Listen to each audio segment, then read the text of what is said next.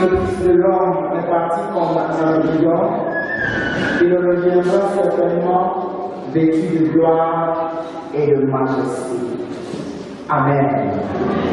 Bienvenue dans le Seigneur, bonjour.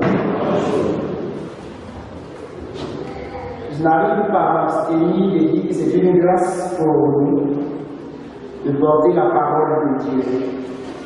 Quand nous savons qu'en dehors de lui, nous ne sommes rien et nous ne pouvons rien. Mais par lui, nous sommes à son image, glorieux et plein de majesté. Ce matin, nous avons lu ensemble le livre de Marc, chapitre 6, des versets 29 au verset 44. Certainement, parce que tout à l'heure, pendant le message, nous avons essayé de nous étendre vers Dieu. Mais le calendrier, lui, s'arrête ce matin au verset 34. Et après un ministère, j'ai envie de dire, glorieux, il y avait beaucoup de guérisons par les mains des disciples et des apôtres. L'enseignement était profond, les gens étaient bénis en écoutant, d'autres pleuraient et se repentaient. Ils reviennent vers Jésus pour lui faire le témoignage ou encore le rapport de leur travail. Car nous avons fait fort sur le terrain, c'était terrible. Les guérisons en cascade, les délivrances en cascade, le message était pur. Les gens nous écoutaient, la foule ne faisait que accourir. Et Jésus dit, c'est bien, vous avez fait beaucoup de choses. Maintenant, mettons-nous à l'écart pour nous remercier. Après un bon temps de travail fructueux, mettons-nous à l'écart pour nous reposer. C'est vrai, dans notre dernier message déjà, on insistait tellement sur le repos. Et ce matin encore, Jésus insiste avec ses disciples, après avoir fait tout ce qu'on a fait, mettons-nous à l'écart. Vous savez, souvent, à cause, j'ai envie de dire, de la réussite ou alors du succès dans un certain nombre de choses, on a tendance à vouloir aller, et on dit, ça tombe, il faut qu'on continue. Même quand Dieu dit, arrête-toi et prends un peu du temps pour toi. Parfois, on n'est pas prêt à écouter Dieu à cause de la demande du peuple. On veut encore de toi. Donne encore. Tu n'as pas fini avec nous. Tu peux encore nous donner. Avec tout le talent que tu as. Pourtant, l'instruction de Dieu est claire. Mets-toi à l'écart. Pour un temps. Il n'est pas question de courir dans le ministère de Jésus, mais il y a des moments précis où il faut s'arrêter. Ils vont entrer dans une part pour aller dans un lieu de repos. Quand ils ont embarqué, la foule a remarqué. Mais ça, c'est Jésus et ses disciples. Ils sont en train de partir. Mais où est-ce qu'ils vont? C'était un déjeuner. Certainement, s'ils n'ont pas pu prendre quelle direction, c'est qu'ils partaient en droit. Et à pied, ils sont allés à l'endroit et ils sont arrivés avant la barque de Jésus. Il y avait une foule énorme quand la barque de Jésus arrive. Et quand ils sont là-bas, ils voient une grande foule. Il ne dit pas, je venais ici pour me reposer, vraiment pour exagérer, mais ému de compassion. En fait, c'est pourquoi est-ce qu'il est ému de compassion qui va nous intéresser ce matin. Il n'est pas juste ému de compassion parce qu'il a vu la foule, mais cette foule était languissante. Comme des brebis qui n'avaient pas de berger. Voilà ce qui était Jésus. Voilà ce qui le rend joyeux. Il vient de voir des personnes qui ne dépendent de personne et qui ne s'attendent qu'à lui. C'est effectivement sur le verset 34 que nous allons axer notre message de ce matin. Jésus est le bon berger et il aime bien, ou alors il aime mieux être le seul berger. Jésus est le bon berger et il aime mieux être le seul berger. Ceux-ci n'ont pas de berger. Autrement dit, ils n'ont pas d'approche, ils n'ont pas de guide. Il n'y a personne qui leur donne des directives pour leur vie. Ou alors, il n'y a rien qui leur donne des directives pour leur vie. Si on parle de berger comme étant celui qui conduit, ça peut être une personne comme ça peut être une chose. Si dans votre vie, par exemple, l'argent, c'est l'argent qui vous dicte une conduite, l'argent devient votre berger. Si dans votre vie, votre carrière vous dicte une conduite, autrement dit, vous êtes prêt à tout faire pour votre carrière. Votre carrière devient pour vous un berger.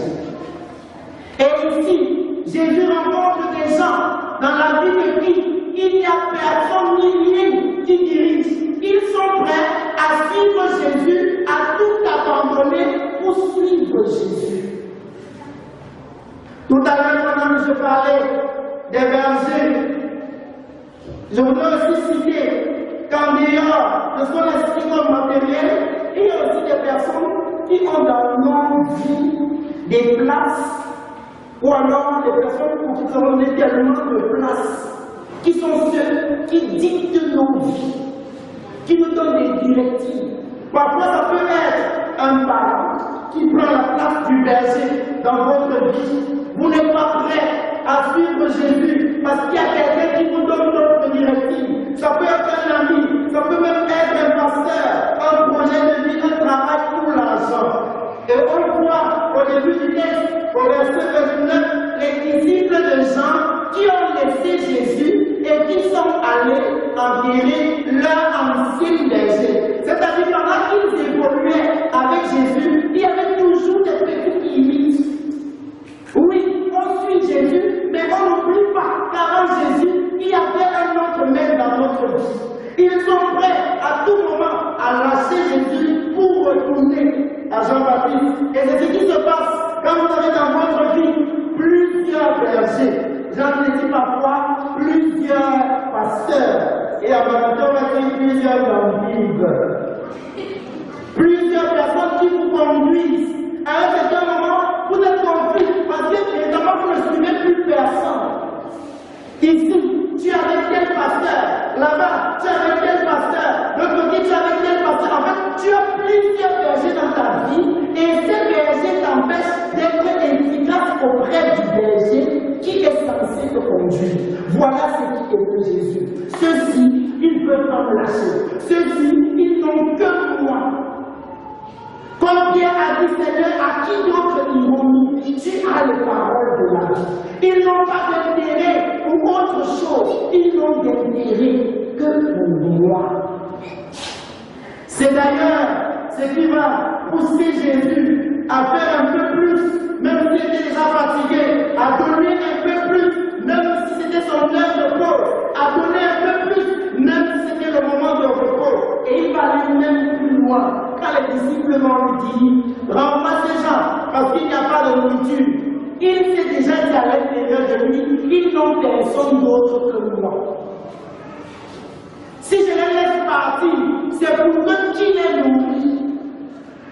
Il faut faire tout ce qu'il faut pour eux, parce qu'il n'y a personne d'autre dans leur vie que moi. Et c'est ce que Jésus fait dans la vie de quelqu'un qui le reconnaît lui et lui seul comme étant le bon berger. Quand vous avez plusieurs options et que Jésus ne fait partie que de l'une de vos options, il ne se sent pas obligé de faire quoi que ce soit dans votre vie. Bon, si tu es venu à côté de moi comme étant celui qui va te donner l'enseignement, quand tu auras faim, va chercher celui qui va te donner la nourriture. Mais si tu me considères comme l'unique, le seul Seigneur de ta vie, le seul qui dirige les aspects de ta vie, alors dans chaque aspect de ta vie, je verrai ce qu'il faut. C'est ce que je dis à quelqu'un ce matin. Est-ce qu'il est pour toi le bon, mais le seul berger? Est-ce que tu n'as pas autour de toi beaucoup de cartes à jouer? Jésus n'est qu'un plan parmi tous tes plans. Plan A, plan B, plan C, plan D. Tu en as tellement aligné. Et tu fais que ça marche pas ici, je vais faire ici, je vais faire comme ça. Et je t'exhorte ce matin, t'invite ce matin à ne reconnaître que lui comme étant ton berger. Je voudrais prendre un exemple de quelqu'un qui, par exemple, souhaite avoir une promotion dans son boulot. Il sait bien qu'au pied de Jésus, il peut obtenir tout ce dont il a besoin. Mais avant de parler à Jésus, il a déjà fait jouer toutes ses relations. Il a appelé ici, vraiment faites ceci pour moi, on m'a fait cela pour moi, vous savez qu'on est en période de ceci. Et si vous ne faites pas ceci, si vous avez des godasses, Jésus va vous laisser jouer avec vos godasses. Si vous avez des relations, Jésus va vous laisser jouer sur vos relations. Mais si vous ne comptez que sur lui, même à la dernière minute, comme pour nos carreaux, il fera quelque chose d'extraordinaire. Sachez attendre avec patience, en comptant sur lui, comme étant l'unique berger, celui qui vous conduit, celui qui vous dirige, celui en qui vous avez totale confiance. Et il arrive souvent que même dans les couples, on est assis, non, même si Dieu a dit que je fais ceci ou cela, d'abord ce que mon épouse a dit, d'abord ce que mon mari a dit, je ne suis pas en train de dire ce matin qu'il faut éloigner les autres personnes ou alors les autorités que Dieu a établies dans ta vie. Mais je suis en train de te dire qu'en tant que berger, en tant que conducteur, en fait, de celui que tu reçois les premières instructions, c'est Jésus qui va être l'unique. Celui sur qui tu comptes te conduire. Ceux qui sont venus s'asseoir, près de 5000 ans, ils ne s'attendaient pas à quelqu'un d'autre pour être nourris. Ils ne s'attendaient pas à quelqu'un d'autre pour être enseigné. C'est pourquoi l'heure avance, ils sont là. Le temps passe, ils sont là. Alors, quelqu'un qui a d'autres options, quand il va déjà aller avancer, mon frère, il est à 17h, même s'il enseigne bien, je vais manger quoi tout à l'heure. Quand tu vois le temps passer, tu es inquiet. Mais ceux-ci, parce qu'ils n'avaient pas d'autre berger, ils étaient assis. Et quand tu te dis, renvoie les Jésus, je les renvoie pour qu'ils aillent donner leur problème à manger. C'est ce que Jésus fera dans ta vie s'il trouve en toi une brique qui ne compte que sur lui. De l'autre côté, j'ai souhaité aussi échanger avec vous ce matin sur un aspect qui dérange beaucoup les enfants de Dieu. C'est ce qu'on appelait la paternité dans la foi. Les uns qui ont, je ne sais pas, parfois sur le coup de l'émotion, disent tel est mon père, tel est mon père, et d'une circonstance à une autre, change de père comme les habits. Si vous avez tellement d'appui sur lequel vous vous appuyez, vous allez certainement en penser pourquoi. Parce que si je m'appuie ici, je m'appuie là-bas, à un certain moment, l'appui ici va penser que l'autre appui tient bien. Alors qu'il va vouloir lâcher un peu. Et de l'autre côté, l'autre pense aussi que, certainement là-bas, il tient bien. Et quand tout le monde lâche, finalement tu penses. Nous avons connu ça. J'ai envie de dire dans notre puberté, dans la foi, où nous disons, si on mélange beaucoup de pères, on va certainement plus vite grandir. Tu vois un tel, s'il a prêché un peu bien, tu dis c'est mon père dans la foi. Tu vois tel, tu vois tel. Et maintenant qu'il y a une situation sort sur toi, un père te dit non, je ne crois pas que tel devait être là. L'autre te dit non, je ne crois pas que tel devait être là. Et c'est un papa qui a le courage de me demander un jour, qui te conduit dans la foi? Tu as tous ceux autour de toi qui te conduit dans la foi. Parfois comme ça, vous êtes dans une paroisse, la paroisse n'est pas bénie, avec un serviteur de Dieu, que Dieu a particulièrement mandaté. Mais parce qu'il y a un programme que j'ai envie d'appeler programme faille de ceci, faille de cela. Parfois certains vont même jusqu'à ignorer un programme qui est en train d'être fait dans la communauté pour aller suivre un tel qui dit que c'est son père dans la foi. Et maintenant, celui qui est ici se dit non, certainement, l'autre là est en train de dire le oui. Et lui qui est là-bas dit non, certainement, il vient seulement de passage et il va retrouver. Et personne ne fait un travail efficace dans la vie. Choisis qui est le berger que tu veux suivre. Et suis-le. Les 5000 ont choisi Jésus comme étant le berger qu'ils veulent suivre. Et peu importe ce qui se passe, même si la nuit avance, ils sont derrière Jésus. Pourquoi d'un père, il arrive au moment sombre de sa vie. J'avais dit au soir de sa vie. Les moments difficiles, les moments difficiles commencent à arriver. Il se sent secoué par-ci, par-là. Et parfois, on entend certains dire non, il a fait ça. Non, ça peut pas être mon père. Je vais changer de père. Je vais changer d'horizon. Que non. Que non. Et en plus, je vais aller plus loin pour dire que choisir qui sera votre père dans la foi n'est pas une affaire d'émotion où vous levez un matin pour dire un X ou un Y sera mon père dans la foi. Non, c'est une affaire de conviction. Puisque vous appelez ça, vous appelez cette personne votre père spirituel. Ça veut dire que spirituellement, donc les choses se passent. Vous ne choisissez pas. À des moments même, il y a un fil qui s'établit entre vous deux. Il se rend compte, lui le père, qu'il est déjà en train de faire un certain nombre de choses dans votre vie. Vous vous rendez compte, vous êtes déjà en train de lui être loyal par rapport à un certain nombre de choses.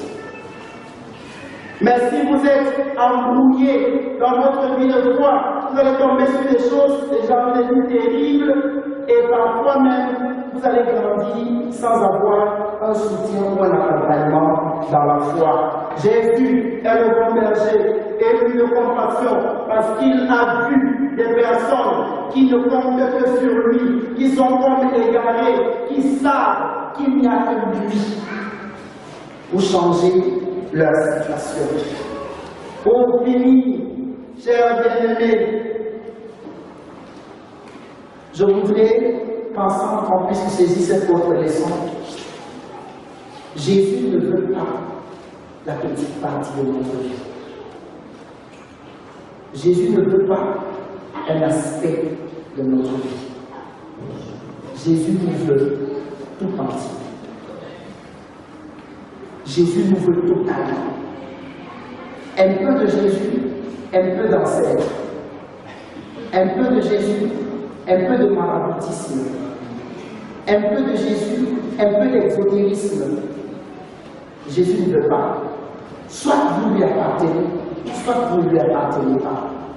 Mais une chose est claire, c'est qu'il est capable de tout vous donner. Peut-être pas dans le temps que vous avez fixé, mais il est capable de tout vous donner. Il n'y a rien qu'une secte exotérique puisse vous donner que Jésus ne puisse pas vous donner. Il n'y a rien qu'un marabout puisse vous donner que Jésus ne puisse pas vous donner. Peut-être déjà sur le soir, attendez, il le fera et il le fera certainement. En résumé, chers bien-aimés, Jésus est le bon berger et il veut être le seul berger, celui qui conduit vos vies, celui qui vous dirige, celui qui vous amène où vous devez aller. Que le Seigneur bénisse en nous et écoute sa parole. Amen.